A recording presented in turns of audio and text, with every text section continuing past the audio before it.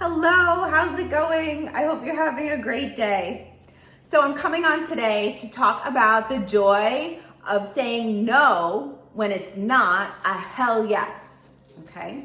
So over the summer, I created an index card and I saw this on Facebook.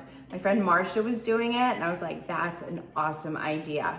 So you punch when you say no to something that isn't a hell yes. So it really makes you feel like, do you really want to do it? You know, and I'm not talking about like, do you want to eat your vegetables? Do you want to clean your space? You know, those things, like some things we need to do. And of course, that's not always going to be a hell yes.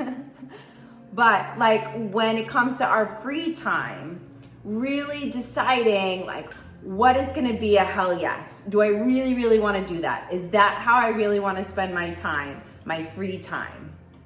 So, and once you get up to 10, then you can, you know, get yourself something nice or go out for ice cream or do something fun for yourself. Do one of your favorite things and reward yourself so that, you know, make the reward something that, you know, you're kind of excited about. I'll remember, so I used to work for my dad in the city in Manhattan. And I'll tell you, like I was not cut out for an office job in Manhattan.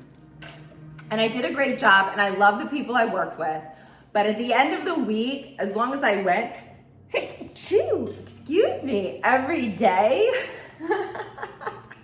I would buy myself a CD. And at the end of the summer, I had the best collection of CDs. And excuse me for like sneezing. I don't know, something got up my nose.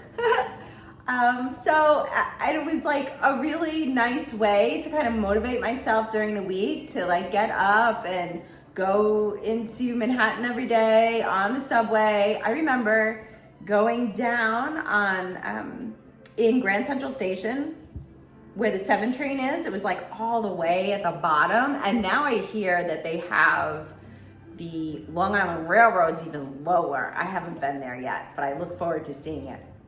Anywho, I was going down on the escalator, descending into the 7 train corridor to go back to Queens.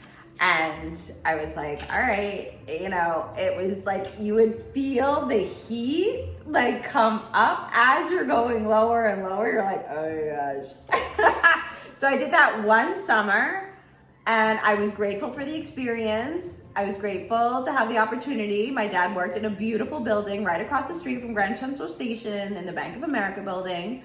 And I worked with really great people in their FINA department.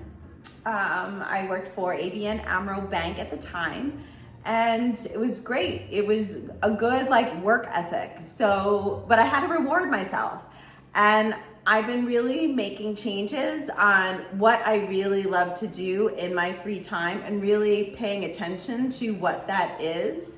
And so this is kind of a way for me to do something like the reward and the same thing, to really pay attention to what I really want to do, like what makes my heart sing, you know, and focus on that, because we only have so much time here. We feel sometimes like we have a lot of time, but you know, it goes by fast and you have to kind of really be cognizant of what is, you know, filling up your day. And I have this awesome opportunity where, you know, I kind of get to fill up my day in the way that I choose to, which is, wow, freedom. Like how I'm very grateful for that, even though it might not have come about the way I really had wished, but I'm going with the flow. So, and then I'm teaching my kids to do the same thing. So I'll be the example. All right, so I want you to pay attention what makes your flow go in the smoothest and happiest and most joyful way possible. You can make up one of these cards and then you just like click it. And even if you don't want to go to 10, go to 5 and then get yourself something nice, you know, go get a perfume, or if you're a guy, I don't know, go get some cologne if that's your thing, whatever your thing is, or go like get something for your car. All right, I hope you have a very joyful day. Thanks for tuning in, and I look forward to seeing you soon. Bye-bye now.